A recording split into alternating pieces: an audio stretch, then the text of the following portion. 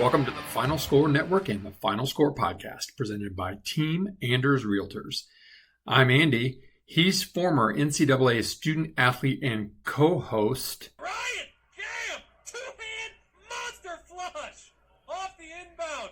Ryan, Cam, slam, jam. Oh boy.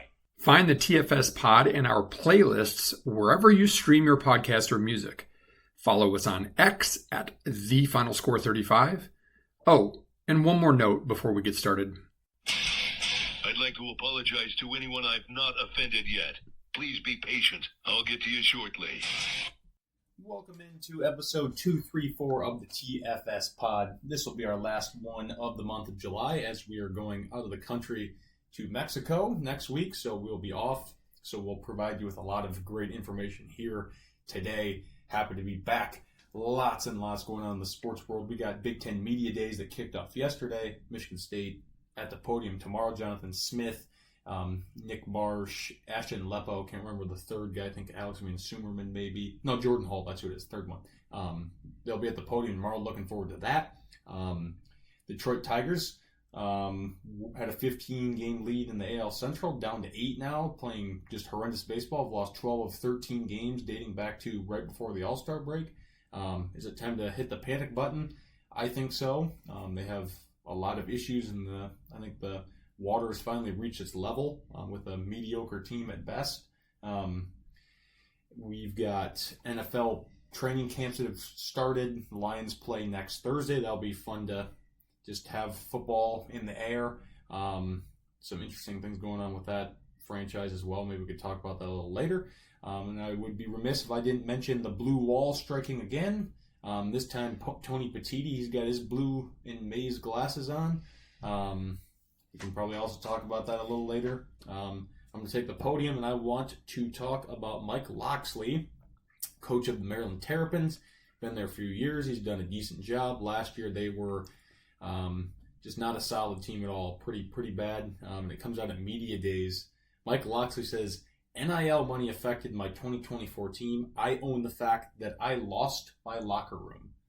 That's exactly what you want to hear if you're an athletic director, a fan of Maryland. This dude's got a hot seat anyway, so I think Maryland's got a new AD. Part of the reason why Kevin Willard was kind of done with Maryland. Their basketball coach, now at Villanova. But this is a direct quote from Locksley on Media Day. When he spoke yesterday, he says, "You can go outside my locker room now, and I have a sign that says, leave your Louis belts, leave your financial statements, and your car keys outside of this locker room, because in here we're all going to pay the same price for success or failure." Oh my gosh. This is what we're turning into. These entitled little pricks of college athletes that shouldn't be making this much money. They should be able to, profit off a jersey, making a deal. Yeah, for a mid-program at best. If this is happening at Maryland, I can't imagine what's happening at Texas A&M, Ole Miss, elsewhere. We're beating a dead horse, but it's just NIL has ruined the college game. It used to be awesome. Now it's just turned into a free-for-all, entitled kids transferring all the time, bad attitudes. This is what happens when big-time money gets involved in things. People start to act up, act different, stupid. And I feel for these coaches, but I also don't, because they're making millions of dollars as well. It's their job to steer these young men and women in the right direction in college athletics, and it's tough, but holy cow. I saw that yesterday and immediately knew I had to talk about it, because that's not good. Most entitled generation ever, period. It's sickening. And we'll talk more about entitlement in a little bit. So, my podium, I talked about this aptly after the PGA championship when Scottie won that major. Obviously, unless you're under a rock, Scottie won the British, aka the Open, over this past weekend. He got a lot of attention first for, it was very refreshing, first of all, but it was also the first time he really kind of peeled back the layers of himself and gave a little bit more of a I mean, he gives answers that give good insights to him, but this was like he really went in on, I can't remember what the question was before the tournament. It was something about, what does this mean to you, blah blah blah, and he stated, it's fleeting. It doesn't mean much. Winning doesn't mean much. It's, for me, it's about the preparation, but ultimately, golf's not the most important thing to me. And I think it was very refreshing, but it also, because it was true, I think it also surprised some people, because that's not a typical athlete statement. And the nice thing is he doubled down on it after he won in blowout fashion. I mean, 4 strokes, but he could have easily won by 7 or 8. And I'm going to read some excerpts of a Golf Magazine article of an interview with DeChambeau after the fact. Spieth said similar things, but I think my point is, and I'll read this here in a second, but my point is, sports needs more Scottie Schefflers. Like, he's grounded. He understands what his priorities are. Their faith, family, and then maybe golf, right? It's like he has the privilege to do it. He recognizes that. He's been given the gift from God to be able to do that. He realizes that, and that's what he does to provide for his family and for himself and for his son and future kids and whatever. But like, he doesn't take it beyond that. And so many people, like Ryan just talked about, the entitlement. Like, he is the antithesis of entitlement. And more people need to pay attention. A lot of people will say, well, is he going to be a role model like Tiger was? Well, was Tiger really a great role model? I mean, it turns out that he sleeps around on his wife, and he's, like, lurid affairs with 15, 16 more women when he's got a beautiful wife and mother of his kids at home. Like, I don't understand how everybody like kind of looked at him as a role model. Scottie is the true kind of role model. So I just want to read a little bit of this because it really backs up what I'm going to say. So DeChambeau, I'm paraphrasing here, was basically asked if Scheffler would ever do anything similar to his YouTube stuff, in a way to maybe transcend golf. Could Scheffler transcend golf? No, I think he's a family man. DeChambeau said he wants to be the most important thing for him. I have full respect for that. For Scottie, I think it's more important to take care of his family. He's done a great job and a tremendous job of balancing the two, being the best golfer in the world and being a family man. About 3 hours later, Scheffler came to the 18th green with a 4-shot lead. He acknowledged the polite applause by raising his hat to shoulder height. He then calmly made a 2-putt par to end the championship. Just as Schauffele did last year, Schauffele won the PGA Championship. Scheffler won the PGA and the British Open in the same year. It was all borderline ho-hum. And then Scheffler looked to his right, saw his 1-year-old son Bennett cradling toward him, and threw his hat high in the air, just as Arnold did with his visor winning the 1960 U.S. Open. Scheffler raised Bennett and cradled him as so many Open winners cradled the winner's claret jug. In 1 minute, you could see the Texan by way of New Jersey make the transition from Scottie Scheffler, pro golfer, to Scottie Scheffler, husband, father, son, Superman to Clark Kent. All the while, you could see his value system. You could see that DeChambeau's insight about family first was totally and completely correct. It's just hats off to that, because Ryan and I were listening on the way to work the other day, and like, how many athletes can you think of, and not even the faith in the family part, just like that were so just like not driven by winning, but more driven by the process. And there's not that many. And who, like, Scottie could, who knows, he could win the U.S. Open next year. He'll be favored. And then he could decide, like Bobby Jones, like, hey, I'm 30. I'm done. I'm going to go have a family. He's made $90 million in the last 2 years. Like, he's set for life. Doesn't need to work. I think the only reason he wouldn't, because somebody asked him, like, are you in pursuit of Jack's major record? He's like, no, I'm not. Like, that doesn't matter to me.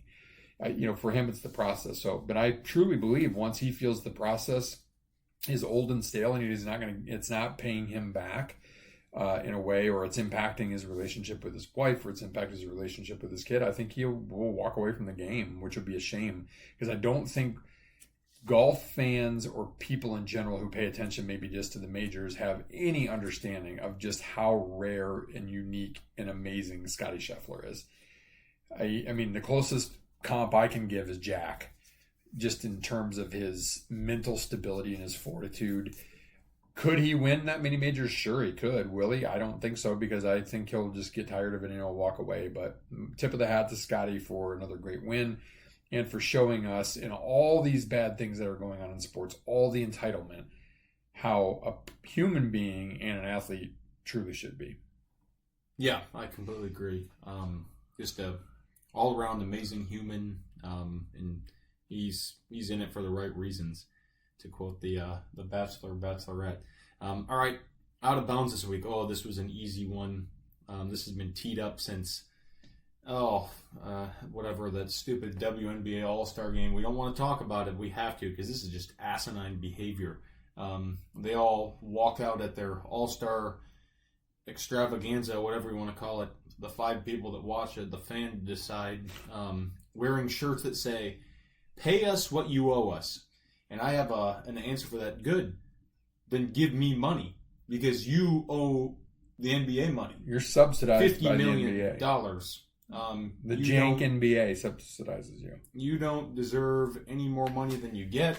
The only one that would really deserve is Caitlin Clark. And they treat her like a pariah. But she somehow gets roped into this crap with the white privilege crap, yeah. And she gets tackled. You see videos of her getting just mauled, and it's awful. Like, because she doesn't stand up for herself. She toes the party line, when the fact of the matter is if she took her ball and left and started her own league, it would do better. Because she's the reason anybody even talks about the WNBA, let alone the 5 people who watch it.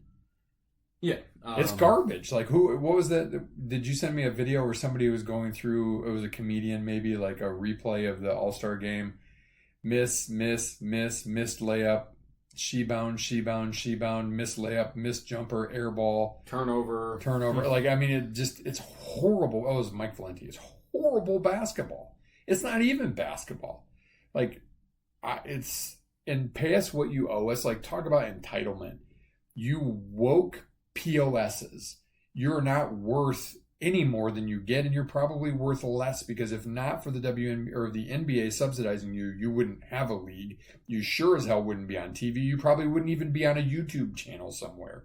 Like, it's the only reason there are butts and seats is to see Caitlin Clark, because she was transcendent in the sport in college, which is a way better game than the pro game anyway, all the way around. And now you just kind of literally shove her to the floor and treat her like a piece of trash, when she's your Michael Jordan. She's your Larry Bird and your Magic Johnson, your golden ticket to maybe be something. And you can't even get that right. Yeah. Just way out of bounds. It's funny. It's comical what this has come to. All right. Let's get to the nitty-gritty. Par 3, we're back with golf. But before that, Shot 1 is presented by North Sports Group. NSG is a boutique agency of experts with 30-plus years experience in sports sponsorship and much more. Learn more about them today at northsportsgroup.com. All right, well, let me start golf with this. Did you see this story? I think I told you about this, but father and son deliver back-to-back blind hole-in-ones on a golf trip to Ireland on par 4s. That's awesome. 17 million to 1 odds. That's awesome. With a wife and the other son to witness. Isn't that crazy? That's really awesome. We had our 4th and final major. Sad, I think it's like 260 some days till the Masters now. But you touch on it. Scottie Scheffler reigns supreme, getting his 4th major championship. 68, 64, 67, 68. Just a phenomenal performance. Wins by 4 shots. It wasn't really even close on Sunday at any point. The guy just continues to be at a Jack level. I'd say, the performance is at Tiger level, like wins wise, but I think the play is more of a Jack style. You touch on that a little bit. Dude is just phenomenal. Hits the ball pretty straight. His iron, his distance control is one of the more phenomenal things I've ever seen. Yeah. I mean, he puts it in the right spot almost every single time on an approach. His putter is starting to shape up, and that's a scary sight for a lot of people. This thing is, like I realized this weekend, is now he doesn't rely on Scott, his caddy, to read his putts. He's reading it on his own. He's actually really good at it, and I think it's actually helped him. And when he's leading a tournament in strokes gained putting, it's lights out because he's so accurate everywhere else. Like a lot of people would be like, oh, it's boring, because Phil Mickelson used to like have to turn it over and hit right-handed out of a garbage can on a, like a shot that went wayward, or Tiger would have to hit miracle curl shots around a tree, or Bubba Watson or whatever. And people are like, oh, it's no fun. It's boring, blah, blah, blah. They're like, so what? I don't think it's boring. I think it's a clinic in how people, like amateurs, should play golf. He aims it at fairways. He puts it in. And here's the thing is, like, he doesn't try to hit a hero shot if he isn't in a position to attack a pin. He puts it in a spot where he can two-putt, and maybe he'll make a birdie. Like, every time. Yeah, and his bounce back, we always talk about that. Yeah, he had a double the other day. We were at church and we missed it. He had a double because he clipped the top of the bunker. Not as many bunkers on this course as there are on a lot of British courses. Clips it, calmly kicks it out, then takes a double, and everybody's like, ooh, it's a bit. Like 2 of the next 3 holes, he made bombs for pars. Like he just does, or he made a birdie there. Just unbelievable his bounce back rate. Yeah, and he's just... That's because he's a grinder, right? Like in a grinder, by grinder, I mean in practice. Like he practices for the situations and, all right, I'm behind a tree. I'm not going to hit some big bender to get it there. Maybe if he's 1 or 2 down towards the end, but he takes his medicine and he makes a par and he just doesn't compound his mistakes. And like, some people want to call that boring. I call that brilliant. I'm trying to do that. Ryan can attest. I'm trying to do that more this year than I've ever done in golf, because even as a low teens, high non-teens, like 10 to 13 at any given week handicap, I try to hit shots that I can't hit. Like, and why, right? Like, okay, so it maybe is more fun and exciting, but it just leads to more exasperation, and that's why he does so well, because his bad is pretty good, where other people's bad is like, holy cow, that's an 8 or a 9, or it's horrible, right? Yeah. No, he's a special, man. I'm kind of running out of words for him with how good he is. And he's so easy to root for because the way he's scooped up, the fans were cheering and making whoa, whoa, when Bennett was trying to get up the little hill there. Like he just, he brings his wife and his son into it immediately, his parents, and that's more important to him than playing to the fans and whatever. And you get to see a little bit of emotion from him once in a while, but yeah, he's special. I mean, he's generational in his abilities, and he just keeps getting better. Yeah, he does. Crazy. But a good weekend for Americans. We've talked how the USA might be in trouble with the Ryder Cup. I think that they're starting to play a little bit better golf. I mean, Harris English, he's had a really, really nice year. We're at 6 locks, right, for Ryder Cup? Well, Scottie's the only lock off points, and then Bryson, they said, is going to play, so only 2 real locks. Oh, I thought I saw yesterday there's 6 locked, because 6 guys that are locked in. No. I mean, there's 6 guys that will come in off points alone, and then the rest are captain's picks. English probably will be a points guy. He's played phenomenal golf. Another really good performance in a major. Chris got her up after a really nice Scottish Open.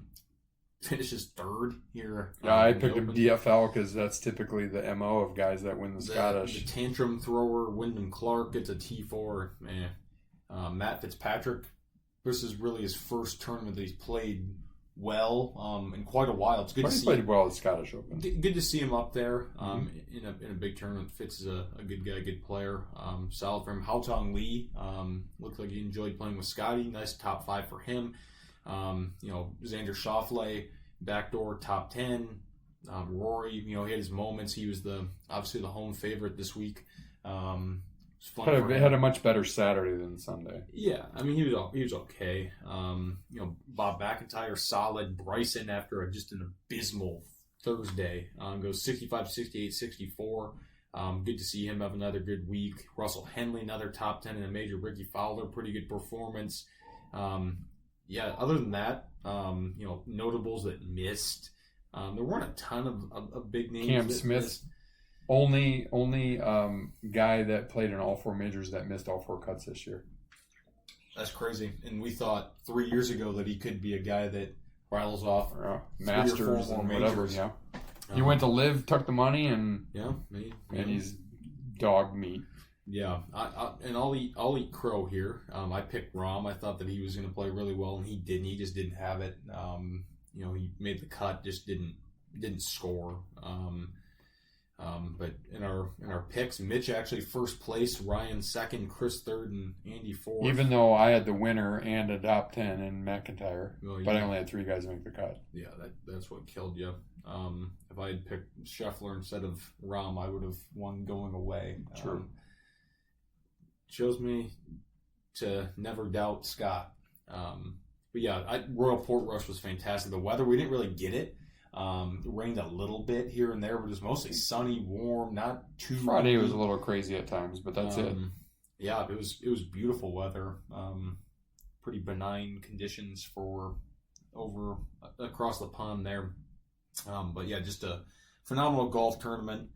Sad that the majors are done, but now we get the push for the FedEx Cup and the Ryder Cup in about 2 months, which will it'll be interesting to see how that shapes up down the stretch here with a lot of guys vying for only a few spots. But yeah, let's jump back over to the Midwest. We're going 3M TPC Twin Cities. I think this is like the 6th or 7th year of this tournament. Who do you have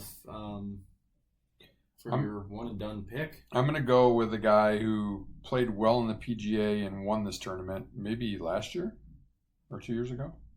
Jonathan Vegas. He won last year. Yeah, I'm going to go with Vegas. He's plus 7,500, but I think that course suits him well. It's hard to go back to back at the same place. And there's actually a fair amount of good these guys playing, probably trying to get Ryder Cup points or in FedEx Cup FedEx. points. Goddard up, Burns, McNeely. Who cares about Wyndham Clark? Graserman, Pendrith, Knapp, Siwoo, Batea, Thorbjornsen, Finau, Fowler, Kitayama. Finau's won it here before. Yep. I could see him probably doing well again. Adam Scott's playing. Homa's playing. So, I mean, it's a pretty good field. Keith Mitchell, he usually does well there. Yep. Yeah, So, he's at a nice. But I'm going to go with Vegas. It's getting harder because we picked so many tournaments. Only 4 more after this. That's wild, and we'll not obviously pick on air for the Wyndham, but we'll do it ourselves next week. I'm going to go Chris Goddard. I think he continues the hot streak. He drives the ball really well. He's putting the ball well, and I think this is kind of course that favors that.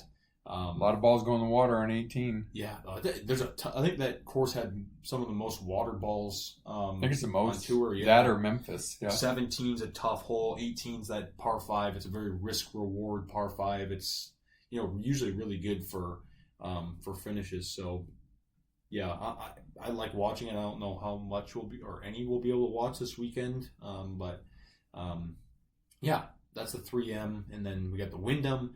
Last regular season event, then we got FedEx Cup St. Jude down in Memphis. Then the BMW back at Caves Valley. Should have saved my Patrick Cantlay pick for that one because he beat Bryson there in that playoff a few years ago. 7 holes Epic or something, playoff. right? Yeah, they were both like 27 under par, some wild number. Then the Tour Championship to finish it off. So, yeah, we're getting down to the end here in our season-long race to the Nothing Cup in our picks. All right, anything else golf-wise you want to hit on before we move on to our second shot? Nope. Chris has got some golf questions for us this week, and then I got my own questions I submitted to the mailbag, too. So we got a good, fair mailbag. All right, let's do it. Nothing from Mitchapalooza. No. So it's Chris and me. So from Chris, what are the nicest looking golf items people aren't talking about? I'm talking about random brand that makes fire head covers or apparel or something like that. That Johnny O brand, I think, is an up and coming. Johnny O's good. Rowback. Rowback people talk about a little bit. You see that a lot on things. I mean, I don't really know. I feel like you see things. I just don't know what. I feel like Vice has been making a big push lately on stuff other than golf balls. Swag Golf is a company that's kind of newer. They made the bags for the Ghost makes those cool bags. They're like good. $600, but they've got the freaking magnetic towels, which are cool. Yeah. What's the brand of the magnetic towels we have? I highly recommend, by the way. Those are cool. You pick them up with your putter if you're like me and you take a wet towel to every Yeah, every this is green. the swag golf. I obviously can't see it on there, but they made the Ryder Cup. Oh, nice, bags. They're yeah. pretty sweet. If you can look them up, they're cool. Swag golf. I saw them on LinkedIn. Really small company in Illinois, actually. So making some cool stuff. Other than that, there's none I really can think of. I'll ask Chris's other two golf questions, and we'll go into a football question. Should professional golf have an all-star weekend? Maybe the top 10 players from the tour and live have a skills competition: longest drive, closest to the pin, bunker shot, chip, hit, or hit it through a car. Fun things to get the fans excited. Yeah, I mean, I don't know what. Honestly, I'm surprised they don't have something like this, because they're always looking for money and how to boost TV ratings, and that's something that would totally, even if it wasn't live guys. Yeah, I mean, instead of the match or something like that, I think some guys would love that. Yeah, I mean, the thing you run into is, live obviously panders to the fact that these guys don't want to play and be away as often or whatever, so it's another weekend. But, maybe even put it after a little bit of a dead period before the fall season kicks back up or something. I think that'd be a great idea. I think it would probably get really good TV ratings, and if anything, it would actually probably boost live a little bit, which we don't necessarily want. But and then Chris's other golf question: can you call it a career round if you take gimmies throughout your round? I guess probably not. I mean, I think you can call it your own career round, because if that's how you play, like, when Ryan and I play, we play inside the leather is good. It's one thing if you're playing at a club, like when I used to play for my flighted, club championship or whatever, and you putt everything down, or that, that's a different story. Certainly it might be different, because there's a decent chance that in a course of 18 holes you could miss a 2-footer or two. I watched that happen when I had to actually putt them all out. I watched it happen, and it happened to me once too. I mean, you get a little bit of pressure and it changes things. But I think for, when it's just you for a career round, sure. Like Ryan and I put our scores in, we carry Golf Association of Michigan or USGA handicaps. Obviously that includes that. So I think as long as you agree on what it is, and you're not like, oh, I'll take that 6-footer at the end to shoot a 78, when 79 was previously your best. I mean, that's BS. As long as you're not bending the rules beyond what you typically do. Yeah, that's true. Whatever. It's supposed to be fun at the end of the day. And, I mean, my career round really went into the handicap system as a 76, because I had 2 quadruple bogeys, which the system adjusts for and doesn't allow you to do. And otherwise played lights out, right? Like would have been a 76 had they been double bogeys. So I kind of, even though that really truly wasn't my lowest number that I put on the scorecard, that was the lowest. That was my career round. And I'm sure we did gimmies, if I remember correctly, playing with Tom and Alex that time. So yeah, I think that's fair. Last question is switching gears to football. CBS released their coaches' hot seat rankings for all FBS schools on a scale of 1 to 5, with 5 being on fire and 1 being cold. They ranked Jonathan Smith 1.8 and Sharon Moore a 2.3. How do you feel about these rankings? I mean, I agree. I think Sharon's seat is warmer than Smith's because of the looming, hopefully, knock on wood, NCAA, whatever, COA, whatever they call allegations. Yeah, the allegations. I think Smith, this is a pivotal year for him, because you got to make a bowl. You got to show progress. If you don't, your ass is pretty warm going into next year, and you're probably done after that if you don't win 8 or 9 games. I mean, obviously Smith is a new AD, but I don't think he's going to be in any rush to just push him out if he thinks he's the right guy all around, right? Like, it's not just, I mean, it is ultimately about wins, but it's not just about wins. It's about the health of the program, and can you get donors to kick in and refurbish stadium and all that kind of stuff. So there's more to the equation. I agree. I don't think his seat's that hot. I think it's even probably lower than a 1.8. Moore's is, Michigan obviously had a pretty crappy year by standard of following up a, quote, national championship the year before that. I don't think he's that great of a head coach, to be honest, but also he's a good recruiter. But also I think that, unless the NCAA totally turtles up, which they very well could, he probably won't even get a chance to be fired because he'll just get another level 1 and he'll get a 5-year show cause, and he'll be kicked out. So I think that's probably fair, and I would probably put his hot seat higher than a 2.3. If I had faith, I'd probably say him closer to a 3. If I had faith in the NCAA, I'd say it was a 4, but I don't have faith in the NCAA. So I think that's probably fair. It'd be interesting to see who else is on the list.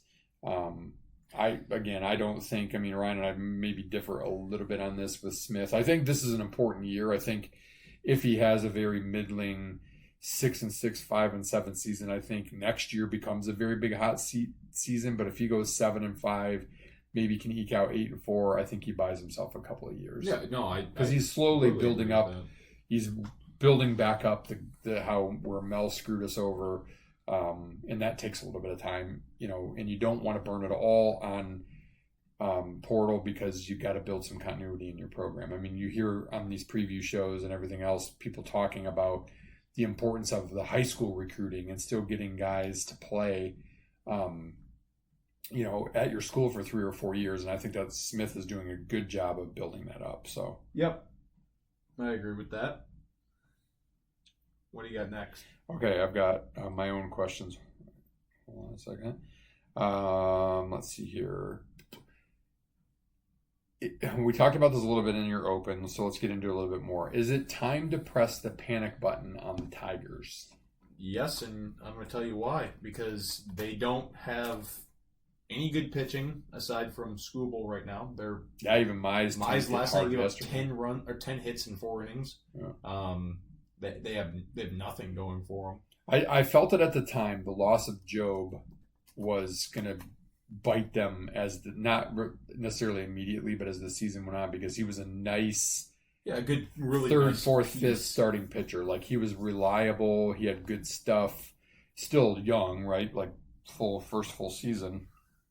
They debuted a guy last night, I think, who was one of their top pitchers. Today.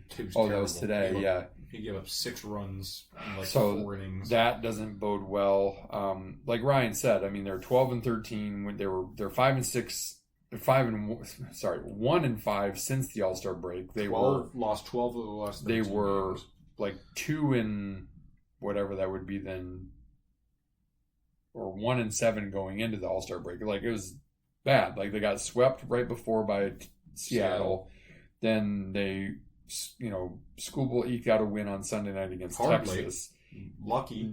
He was great, but the Tigers, the problem even beyond that is, like, they're pitching, yes, but they can't bail themselves out with hitting. There's no run support. When the pitchers pitch well, there's no run support. And when's Carpenter going to come back? I mean, he's been on the 10-day for, it feels like 30 days. I mean, his hamstring's made out of glass, so probably. And I mean, he's a key component. Here's the thing. He changed the lineup with the power, but the Tigers are at a crossroads. I think they'll end up being fine. Here's the thing: is even with losing 12 out of the last 13, I was looking at the standings again today. It's tightening up a little bit more because you got the Mets, the Brewers, the Cubs, the Blue Jays, the Tigers, the Dodgers. There's like 8 teams that are right around within like 1 game of the best record. Even losing 12 of the last 13, the Tigers still are close to one of the best records in baseball. Their lead shrunk, like you said, Ryan, from 15 to 8 games. 15 seemed pretty insurmountable. You hate to see the opposite of what happened last year when at buy-sell time at the trade deadline, they were selling, and then they made a run at the playoffs. So you hope it's not the opposite this year. A couple things for me is I look at the lineup. There's a lot of young guys. There's guys that are coming off injuries. There's still some guys that are injured. And like a Vreeling takes time to get that rhythm when you don't go to spring training and all that stuff. So I get that if you start to see some progress. But the Tigers have got to get another reliable bat. And they've got to get up some bullpen helpmen, maybe a new 5th starter or another 5th starter. And here's the thing is, if you're going to be a buyer, you got to be all in. They've got the best farm system in baseball from top to bottom. So they've got prospects. Use your resources. You got a young enough team that if you do it right, you can build this thing to make a run for the next 3 or 4 years and then see what happens after that, as you start to age out. And then here's the thing: is this is going to be critical because otherwise the Yankees or the Dodgers are going to buy him, or maybe the Mets. You got to pay up Scooble. You have to. Like every time I've watched him, that guy is electric. And here's the thing: is like he hasn't overpitched in his career because in coming out of high school, he wasn't really highly recruited, and he had to have Tommy John, and then he had some ligament surgery a few years ago, right? Like maybe in 21 or 22. The thing is the dude is powerful. He's special. Like he's a Verlander, Scherzer, that he's a southpaw, that which level makes it even harder of a pitcher.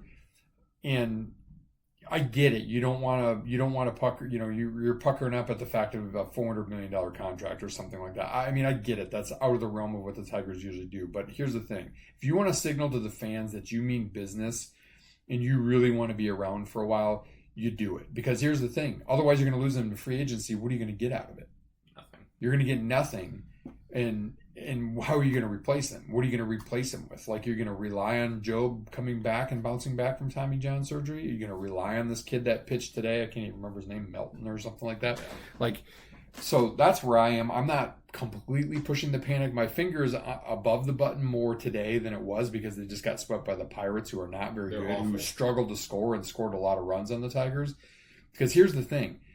You can win games 8-7, but you can't win games 8-7 if you can't freaking score 8 runs. Like, that's the problem right now. I mean, they have to get great pitching, or they're going to lose games. That's their problem. And I've noticed I don't obviously get to watch a ton because we don't have TV. But I'm following the GameCast on ESPN, Apple, whatever. They strike out looking all the time. They don't even put in effort. They're not drawing walks. They're not even hardly getting on base. What does he do? He gets on base, Moneyball.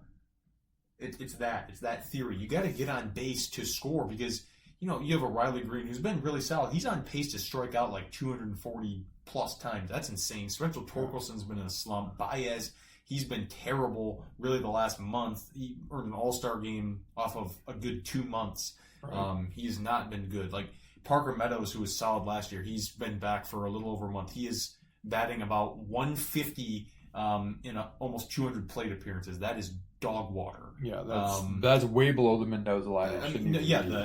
They're well, and here's the thing. Here's their recent scoring. 1 run today, 5 runs yesterday, which was a lot for them. They got shut out on Monday. They won 2-1 on Sunday. They scored 1 run on Saturday. They scored no runs on Friday. That was coming off the All-Star break. They scored 4 runs against Seattle. They scored 7 runs against Seattle, but gave up 15. They scored 3 runs against Seattle, but gave up 12. And then prior to that, they scored 3 and lost 7-3 to Tampa. They scored 4 in a 4-2 win, and they scored 5 in a 5-1 win. So they're just not hitting. Like there were a couple blow up games there, but like you can win a game 6-5, but the Tigers aren't able to do that right now, and that's what's hurting them as much as the starting pitching because they're putting so much strain on every starter. They basically look at Scoobs and go, dude, we need a win today, so you're going to have to hold them to 1 run and strike out 10 or 11 guys. Like, and then when he lost 3-1 before the break, I think it was to Seattle, everybody's like, oh man, he had a bad game. He gave up freaking 3 runs. Yeah. Like, you can't, the guy's got a sub 2.8 ERA, but you can't expect him to do that all the time. It's like, and here's the thing is we're talking about it because we're actually reinvested in the Tigers for the first time since they got hot last year, but now you're to the point where they've got to get after it, and they've got to make some changes. Whether it's changes in the lineup, it's maybe sending somebody down to get some better licks in the minors, bringing up a prospect, trading some prospects. I've heard of this third baseman, I guess, from the Phillies. There's plenty of guys out there. Hinch doesn't want to upset the apple cart because he's got a really good locker room. You heard Riley Green talk about that during the game when they had him mic'd up during an inning against the Rangers on Sunday.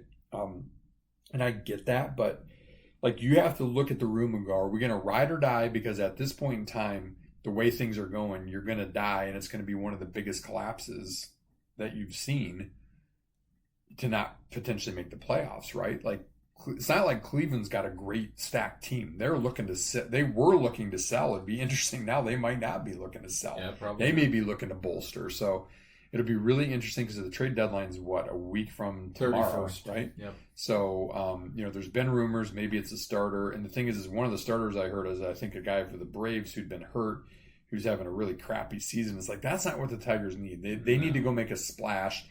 And then the offseason, they need to sit Scoobs down and go, look, we want to keep you. We may not be able to give you $400 million, but we'll give you $300. You're worth it. Like they're going to have to make those things because otherwise you lose these teams and you see the cycle. Next year we'll be like, yeah, we're done talking about the Tigers for 5 years because they'll have mortgaged the future by doing nothing. Yeah, that's exactly right. I mean, it's evolve or die. Yeah, that's a long-winded answer of saying yes, it is time. Yeah, and I got a couple more quick ones, so we'll just go quick. Is Tony Petitti an ass kisser, or is he playing the game with his letter? It's a mix. I think that he knows that Michigan is one of their three biggest brands, and he has to do it, but he's also being a weenie about the playoff and 8-4. 8-4 teams. Okay, yeah, good idea, bud. Let's some more mediocre. Let me ask you this question then off of that one: should there be a minimum amount of wins required to make the playoffs? I think if you 9-3 should be the minimum, or they have to figure out a formula for measuring strength of schedule. Yes, like if you win 8, but you're playing. Well, I mean, that's kind of what you're BCS playing 3 did. Power 4 schools out of conference, and you go 1-2 against them. Okay, you might have an argument. But if you're going 8-4 and you're playing James Madison and East Carolina and Central, I don't care. You don't get to get in. No, I right? completely agree. We've talked about this a little bit, but should the NCAA tournament expand? No, absolutely not. 100%. It's the best thing in 100%. Sports, don't touch it, but No. it will because they're greedy assholes. And then we talked about this a little bit, but is Scottie more like Jack or Tiger or somebody else? No, he's definitely more like Jack as a player. I think as a winner. I mean both, but Tiger a little more with the the go on these hot streaks kind of thing. Yeah, and I want to touch on the Lions really quick. I mentioned that just kind of annoying. Obviously, injuries happen in football. The Lions seem to have more injuries than any other team. It's gotten out of control for the last 3-4 years, and this one's not any different to start. Levi Onwuzurike, pretty solid last year for the Lions. They re-signed him for a year. Come to find out Monday, he tore his ACL at the end of last year and did nothing about it. Said he was fine. The Lions, if they had brains, they would have done a physical on him before re-signing him. And then a month later says, oh, my knee hurts. I need surgery. He's out for the season. That's another defensive lineman gone. Aleem McNeil is going to be dead until November. Lions D-line and Marcus Davenport will play 2 games, and then he will vanish into thin air. He'll get out of bed and hurt his foot. Ridiculous. I'm a little bit worried about the Lions' defensive line, and then you got the Anzalone thing, and Riley actually sent me something earlier, Dad. They were actually talking to Kaiser White, who's the best available linebacker free agent. So I wonder if they might be trading Anzalone for like a 4th or something. I read on Fox Sports, like one player from every team that they should trade. And for the Lions, they said Anzalone because the Ravens could use a seasoned linebacker, and they're like, the Lions need to get a little bit younger there. Yeah, I mean, trade him for like a 3rd or 4th round pick. I mean, that'd be fine. No, I wouldn't mind it. Or I mean, I get it. It's like the Tigers locker room, right? You don't want to blow it up too much, but you got to make those strategic changes and you got to keep making moves to get better because if you stop, you're going to get past 5. Evolve or die. Yep. You have to do it.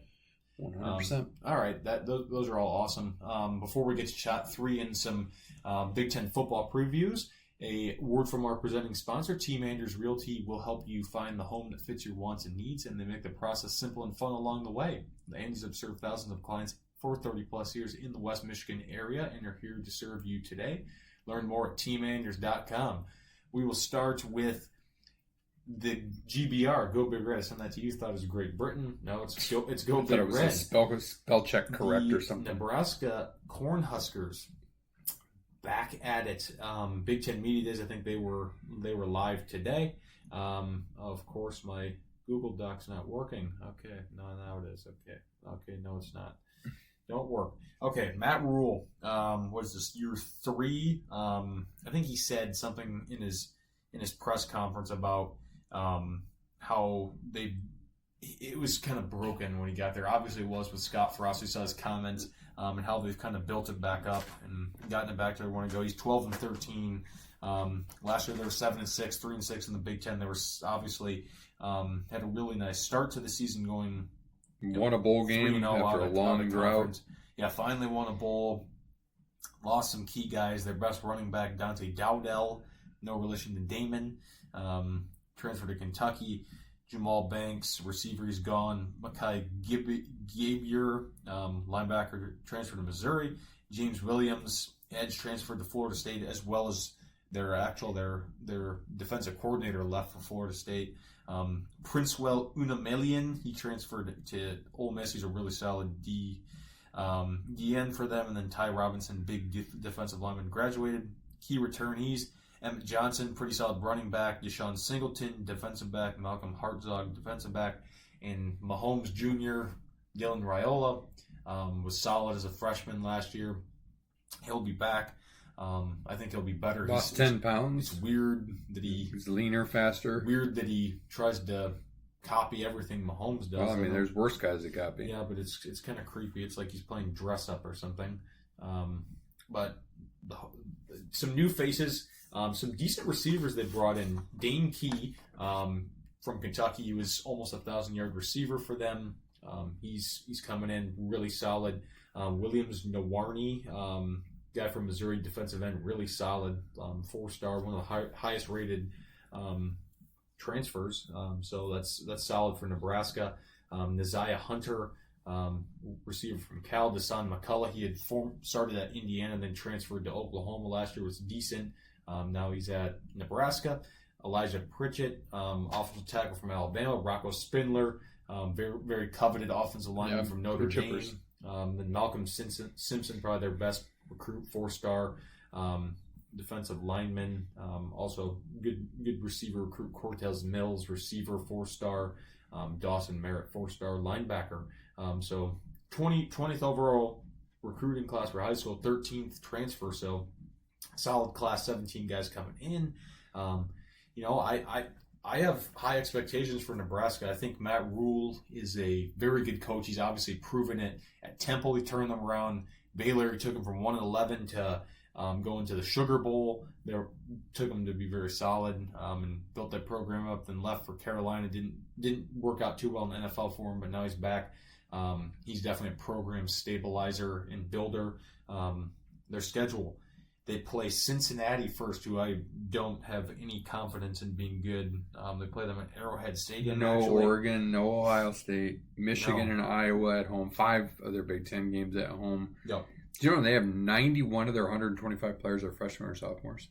Young team. Very young. Wow, I did not know that. Have like the longest sellout streak, I think.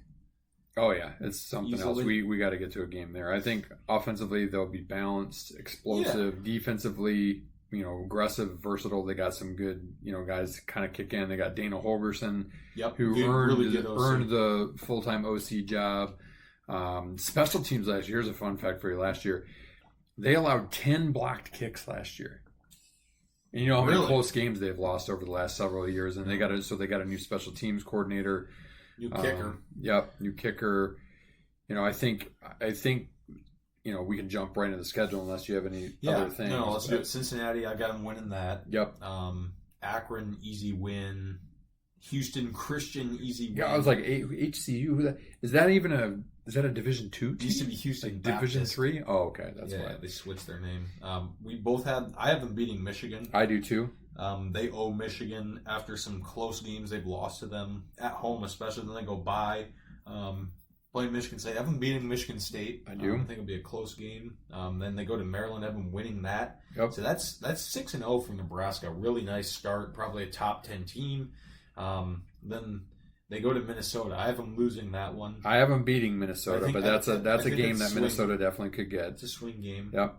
Home against Northwestern, going to win there. Yep. Home against USC, I have them losing. I have them beating to USC. They do tend to lose a home game in these last 7-8 years that you're like, why? How? Yeah, what? That's the one for me.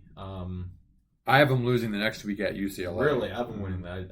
I have no confidence in UCLA. And then a bye, losing at Penn State. Yep. And then I have them beating Iowa. I do too. On Black Friday, which is good for me, I think, and for you too. 9-3. I have them going 10-2, 7-2. 9-3, 6-3. I think they can go 10-2. I'm telling you, Matt Rule is the guy for Nebraska. Mm-hmm. He's a really good coach. I think their floor is 7-5, and I think their ceiling's 11-1. Their schedule's not. I mean, it's Michigan, they could lose that, but I don't think so. At home, they'll be hyped. Bad. Penn State, USC, Michigan State, Minnesota. I think those are their toughest games. Other than that. Maybe Iowa just because it's a rivalry game. Yeah, I mean, I would be like a lot of the things I looked at said 8-4 is kind of the aggregate, so maybe 8.5 over under. Vegas over under would be. I bet it's about 7.5. Yeah, I'd say it's probably about 8.5. I mean, I think floor wise at 8-4, but I think 10-2 is probably their ceiling. I mean, I don't think they're going to go on the road and beat Penn State that late. No. There's a couple of these games that we have them winning that they could trip up, but 9-3, 10-2. I've got them 10-2. You got them 9-3. I think that's where they end up. Yeah, no, I could totally see that. All right, that's the Cornhuskers. Let us know if you have any gripes or any insider info on GBR. Go Big Red. We go to Chicago's Big Ten team. Not really Michigan State is, but Northwestern says they are building a new stadium, the most expensive stadium in college football history, in Evanston, Illinois. David Braun back at the helm for his third year. He's 12-13 overall. Last year they were pretty putrid, 4-8. Pretty typical of what Fitz used to be, like a really good season. Then good, bad. Yeah, 4-8. 4-8, 2-7. Key losses: Josh Thompson, really good offensive lineman, actually from Michigan, transferring to LSU. Theron Johnson. Their best corner is going to Oregon. A.J. Henning, he was their leading receiver. He's gone. Thomas Gordon, solid tight end, gone. Key returnees, Cam Porter, he's been there for a bit. Pretty good running back. Mac Uline, I feel like they always have some Irish-sounding linebacker that's good. Robert Fitzgerald, solid DB. Aiden Hubbard, solid defensive lineman. Luke Akers, son of David Akers, solid punter and kicker for them. Young guy. Some new faces for the Wildcats. Yanni Karlaftis, brother of George Karlaftis for the Chiefs, who just signed a big contract. He's transferring over from Purdue. Pretty solid. Their big name coming in, Preston Stone. He was the starter at SMU to start last year. Kind of got benched for Kevin Jennings. He's had solid dealt seasons. With some injury, yeah. Could thrive in the OC. Former South Dakota State FCS coach there, the OC. Yep. Mason Maine, their best recruit, 4-star defensive tackle. And then I think they got a 6'8", 340-pound offensive line transfer. That's awesome. That's massive. I think they're most... And don't look... I mean, look it up. Don't look now, I was going to say, but also look it up. Northwestern sends somebody every couple of years in a pretty high draft offensive lineman, usually, offensive line. Yeah, that's what I mean. Yeah, they do.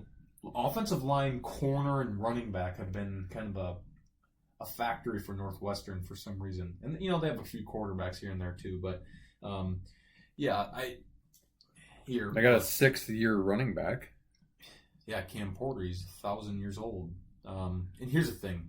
Northwestern is kind of a punching bag in the Big Ten nowadays. I mean, they always were historically. They always were. They've had some good years. They made the Big Ten championship a few times when there were divisions. Obviously, those are long gone now for probably forever, unless something else changes. But just it's a tough place to win, and a program with not a lot of history.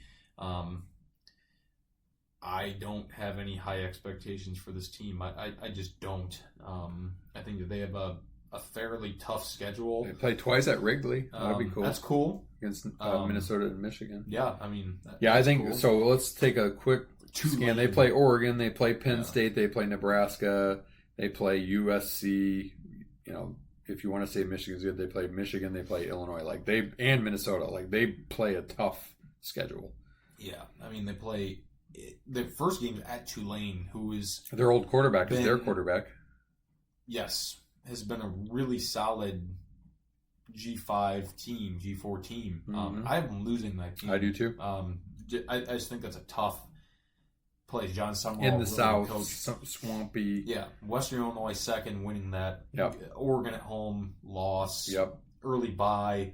I have them beating UCLA. I have them losing to UCLA. One of their few wins. Then I have them beating Louisiana Monroe. Yep. Losing at Penn State. Yep. Beating Purdue. Yep. Losing at Nebraska. Yep. Bye week. They're going to win that. Losing at USC. Yep. Losing to Michigan. Yep. Losing at home to Minnesota. Yep. And losing at Illinois for a abysmal 4-8. And I've got them one worse. I've got them 3-9, 1-8. And I honestly, okay, so Tulane, they could win. Out of the games that I have them losing, UCLA at home, they could win. Maybe Michigan, they could win. Maybe Minnesota back to back at Wrigley, maybe. But I mean, like, there's no breaks in that schedule. Like, they don't play Ohio State, but they've got Oregon and Penn State. Penn State, in my opinion, and Oregon are the two best teams in the Big Ten this year. We'll get to them in our next previews, but I just don't think this bodes well for Northwestern. Now, watch them go and surprise me, because they do that every year that you go, okay, we're going to stick on the trend of being sucky. They end up being good again. So we'll see. I just don't think they have much talent. Yeah, to be honest. I think Braun, I feel bad for him. He's a good coach, good young coach, but I just don't. Yeah, I don't see it. That's the Cats, the Cardiac Kitties from Chi-Town.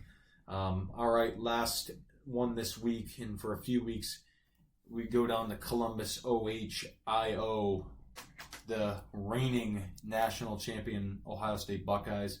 Ryan Day, 7th year. Biggest ad, Fat Patricia. Yeah, as defensive I coordinator. forgot about that. Matt Patricia. Because their DC bolted and went to Penn State. Yep. Knowles, yeah. 70-10 Ryan Day is at Ohio State. And he can't beat Michigan. That's crazy. 14-2 last year, 7-2 in the Big Ten. Natty champs. A lot of key losses. And that happens when you're a really good program like Ohio State. Quinshon Judkins, the wife beater, gone. Travion Henderson, who's just a staple there for 3-4 years, gone. Will Howard, Mecca Buka, first-round pick. Cody Simon, NFL draft pick. Josh Simmons, offensive tackle, first-round draft pick. Lathan Ransom, JT Tumalalo, Jack Sawyer, Denzel Burke, Tyleek Williams, all really, really good guys in the pros now. They do return, in my opinion, probably one of the 3 best players in college football, and Jeremiah Smith, probably the best receiver. Dude's just otherworldly.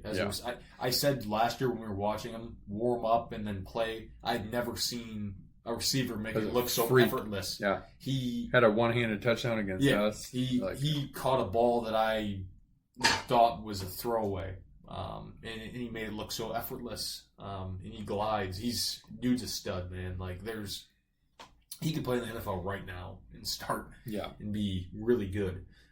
So he's back. Carnell Tate, he was a former 5-star. He's back. Caleb Downs, arguably one of the best defensive players in college football. Yep. Also can return punts. Sonny Styles, really good linebacker. Davison Igmanosin, he's a physical corner. He's not great, but really experienced guy. Obviously, Ohio State always recruits well. 5th overall recruiting class, 26 transfer. Not bringing a ton of transfers. The guys they did bring in, though, all good, solid players. Bo Atkinson, probably the best one. Edge from North Carolina. Max Clare, solid tight end from Purdue. C.J. Dowlinson, running back from West Virginia, big fella. Phillip Daniels, offensive tackle from Minnesota. They got a 4-star running back, Anthony Rogers, coming in. 5-star quarterback, Tavian St. Clair. He's, in air quotations, competing for the starting job between him, Lincoln Cleanholes. That's a funny last name. And then Julian Sayin, who's kind of they think could be the guy. Did you say licking clean holes? Lincoln.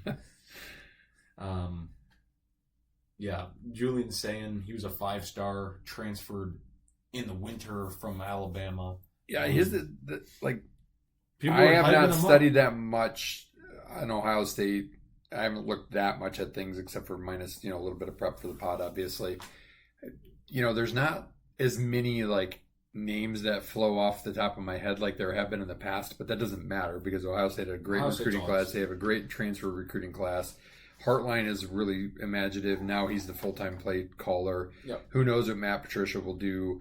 I think the offense will take a little bit of time to get going because they got to reestablish who's going to be their top running back or who's going to are they going to be as solid there as they were.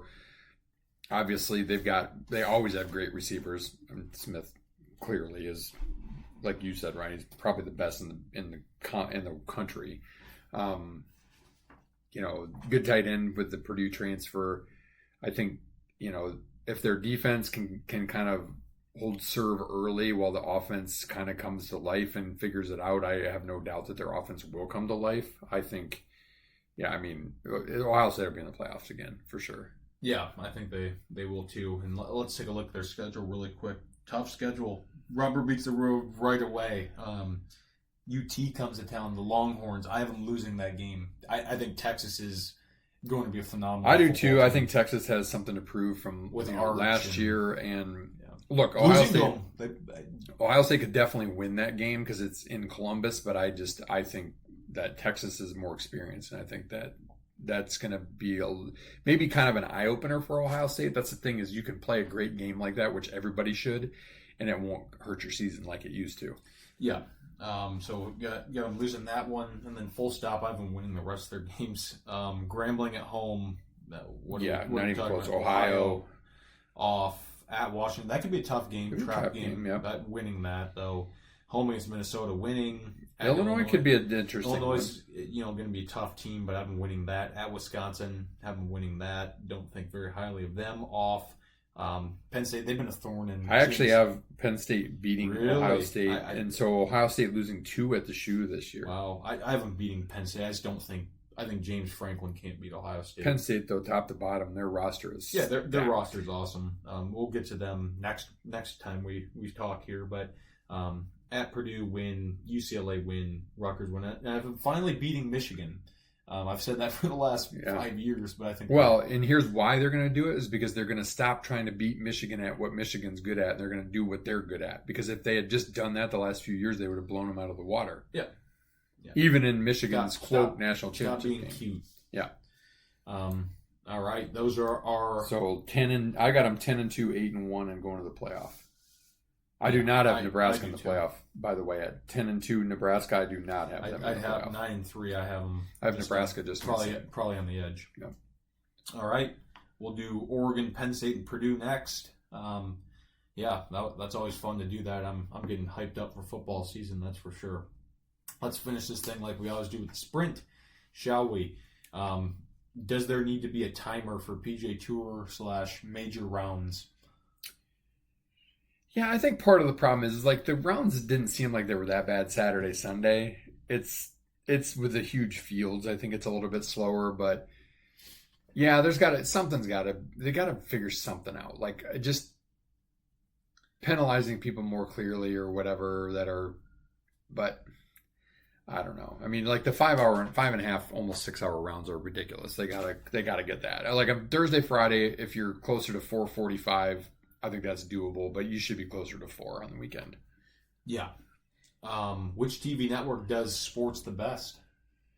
Which TV network? Are we talking regular network or just all in? You can say anything. I'm saying NBC. I think they probably have the best production for all sports at this moment. Yeah, I mean, I think I'd probably go CBS. I still think because of the tournament, the way they do college football, college basketball.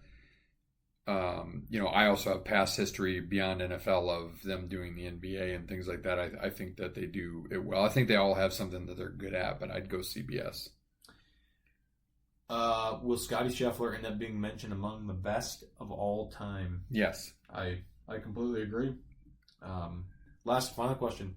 Who is your sleeper to miss out on the Ryder Cup for the Americans? Cantlay. I'm going Morikawa. I think he's been... Neither of them are playing very well. I say sleeper to not make the team because they're guys that are definitely in consideration because of their past history, but I don't want my team to have guys that have been good before. I want guys playing well now. Yeah, you need the form, as we always talk about. Absolutely. All right, that is our 234th. We appreciate all of our loyal listeners. Let us know if you have any mailbag questions you want us to hit on here heading into football season. Next on deck, Oregon, Penn State, and Purdue. We'll hit that shortly after return from Cabo. Before we know it, it'll be August next time we speak with you. That's actually crazy to say. Summer's going by too quick, but stay safe out there. Stay cool. It's hot, and enjoy the summer while it's here. And enjoy Michigan for all its glory in the summertime. Meanwhile, I'm going to do a great quote from the subject of a lot of our pod fodder today, Scottie Scheffler, for my ending quote. I would much rather be a great father than I would be a great golfer.